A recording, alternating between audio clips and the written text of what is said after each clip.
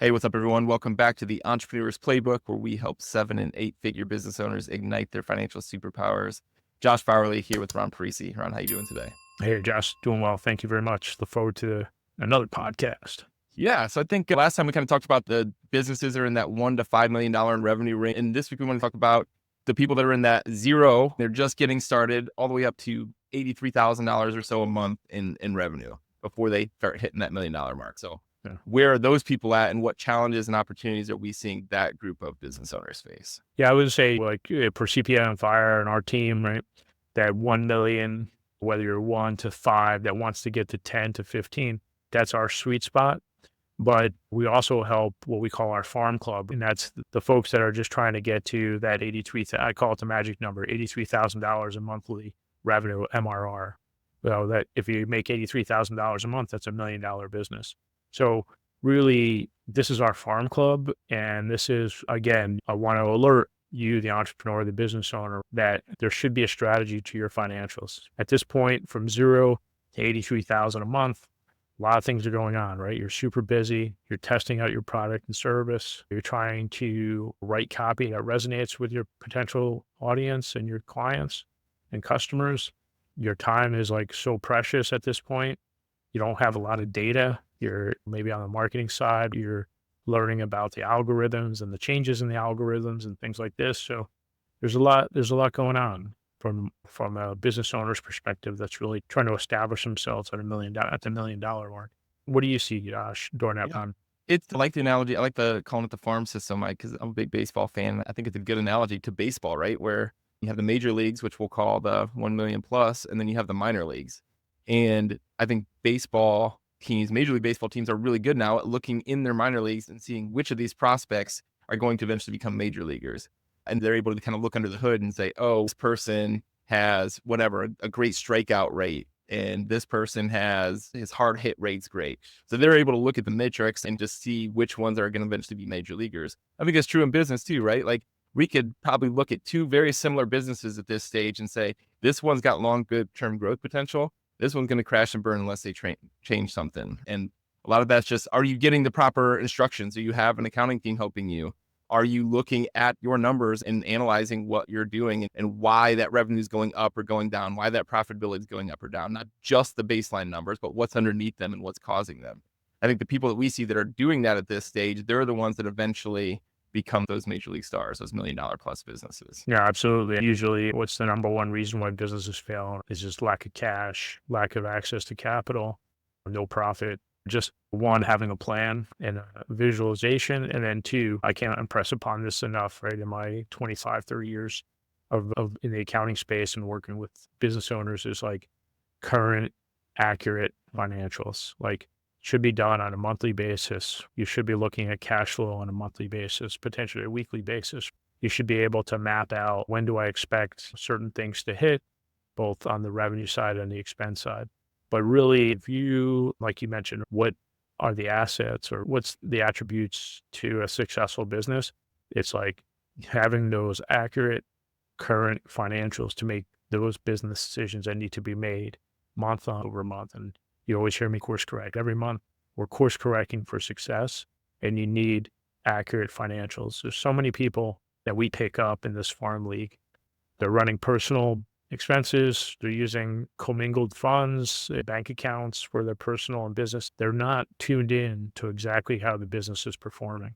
And it's both ways, right? Sometimes they think the business isn't performing as well, but when you look and you pull everything out, you're like, hey, you have a relatively good profit margin. Let's build upon it.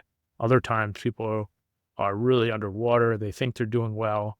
They're just running up credit card debt, or they're running up chasing after different avenues that they're not focused on. There's a lot to be said about current, accurate financials to be able to like make those decisions month to month and course correct for success and great success. Yeah, I think that's so true what you said.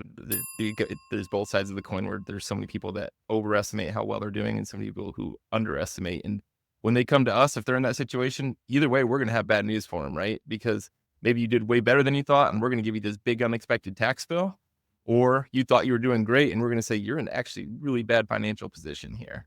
So neither one of those scenarios ends well if you're not tracking this. And the other thing I'd say, you can succeed by going about this way, right? Like you can commingle and not have a plan and stumble into success and be turned into $1 million business.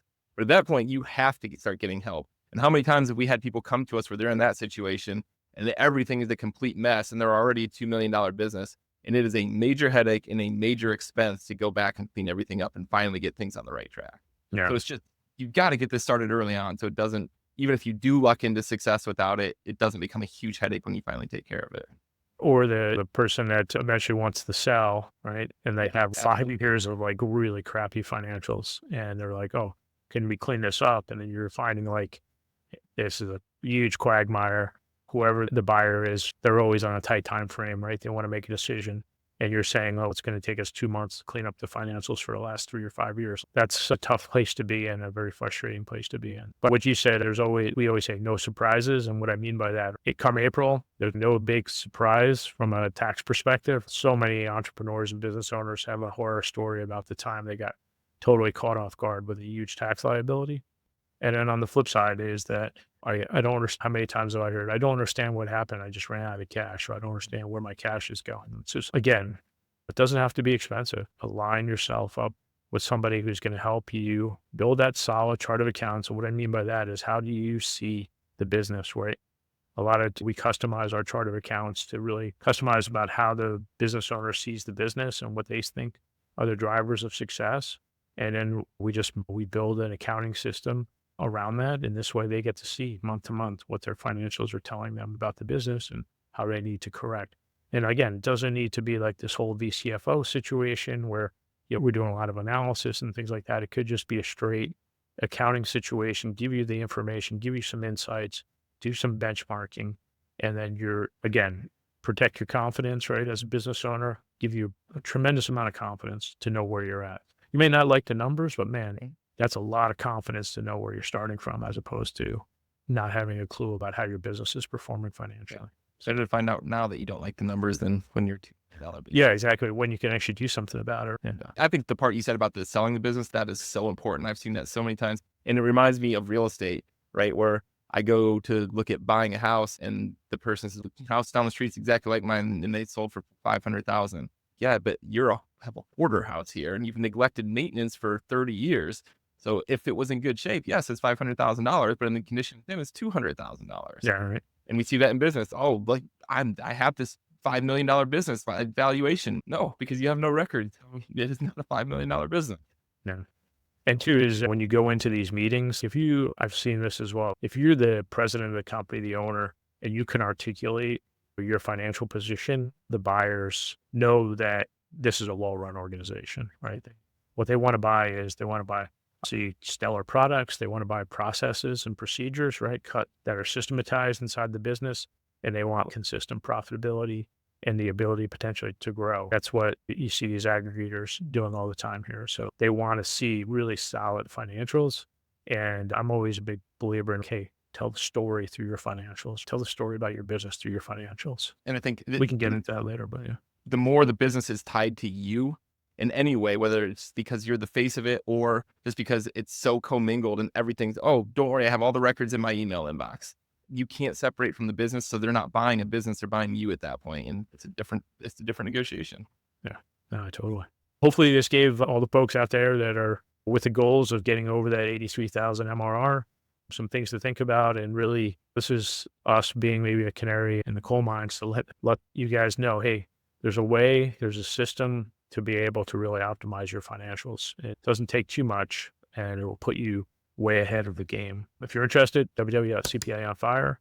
I'd love to talk to you and always appreciate your time together, Josh. So thank you very much. All right. See you next time. All right. Take care now.